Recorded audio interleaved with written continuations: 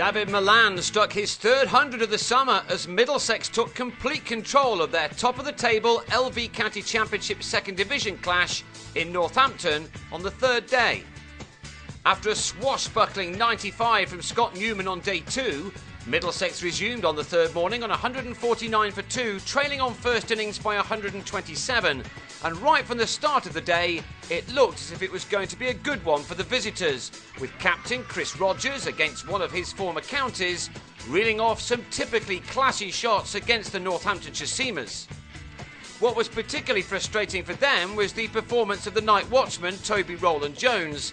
He's certainly no mug with the bat in his hands, and he proved that with some crisp shots as he and Rogers piled into the Northamptonshire lead in the morning with a splendid third wicket stand. Rogers eased to his 9th 50-plus score of the summer in what has been another excellent one for the Sydney-born player who celebrates his 34th birthday next week. This half-century had come off 82 balls, that shot giving him his 9th 4. Just when it appeared that Middlesex would be earning a big lead, Northamptonshire fought back in the last half an hour before lunch. Finally, after a stand of 86, James Middlebrook got rid of Rowland Jones with his first ball, a well-flighted delivery, which the batsman dragged back onto his stumps after making 28, his highest score for his county. And just 9 runs later, Middlebrook also saw the back of the very dangerous Rogers, who edged a cut to Andrew Hall on 55. Those wickets had balanced the morning up. Middlesex lunched on 244 for 4, still 32 runs behind, and so the afternoon session was all about getting ahead and building a lead, something Malan soon started to do. He was initially outscored by Jamie Dalrymple, who came into this match on the back of a sensational century in the defeat to Kent. He showed again what good touch he's in right now, as he had few problems against Chaminda Vars and the second new ball. Vars has had another great summer, but for a while at least, Dalrymple had the better of him as he helped his side first into the lead and then on to 300. Vars had the last laugh, however, as he banged one in short at the former Glamorgan man, who was well held at fine leg by Lee Daggett after making a solid 40. Malan is also in nice form at the moment, and he had few problems in reaching his 50. It had been a fairly sedate innings, at times overshadowed by Dalrymple, but it was a very important one nonetheless. It had come from 110 balls after 2 hours of batting.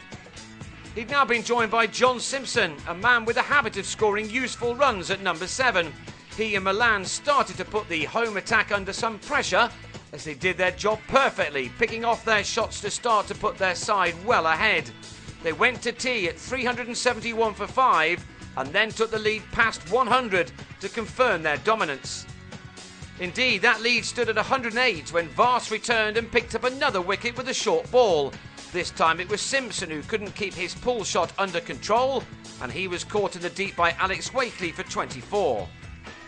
We'd passed the point of bonus points by this stage, and so now it was about Malan and the tail trying to get as big a lead as possible. Malan was also cruising towards his own personal milestone. While he had that to think about, new man Ollie Rayner had nothing but hitting the ball on his mind, and the Sussex low knee did just that with a perfectly timed innings which just turned the screw a bit. This is the start of his second spell at the county after failing to nail down a place at Hove. Middlesex are happy about that. Rayner is a very useful all-rounder and proved that with this knock and shots like this, which went all the way for 6. While he piled on the runs at one end, Malan moved to a sublime century at the other. It was a gorgeous knock filled with delightful shots, even though the boundary that took him there, his 14th, wasn't right off the meat of his bat. This innings had occupied 165 balls, and if he continues this form, he'll score many more tons in the future. In 11 overs, he and Rayner had taken charge, adding 78 runs to put Middlesex just where they wanted to be. But before the declaration came, Malan edged a drive off Middlebrook behind to go for 113. Rayner completed a rapid half-century off only 43 balls with 9 fours and a 6. And he then hit a second maximum to move on to 57. He was finally dismissed by Middlebrook, who, with a leg side catch behind, claimed his second 5-wicket haul for his county. Indeed, he finished with his best figures for Northamptonshire of 5 for 123, as Rogers declared on 479 for 8, with a substantial lead of 203. It was Middlesex's highest total of the season. Stephen Peters and Rob Newton survived the final 9 overs of the day, knocking 22 runs off their deficit in the process, which means that they will go into the last day trailing by 181 runs with all 10 of their second innings wickets intact.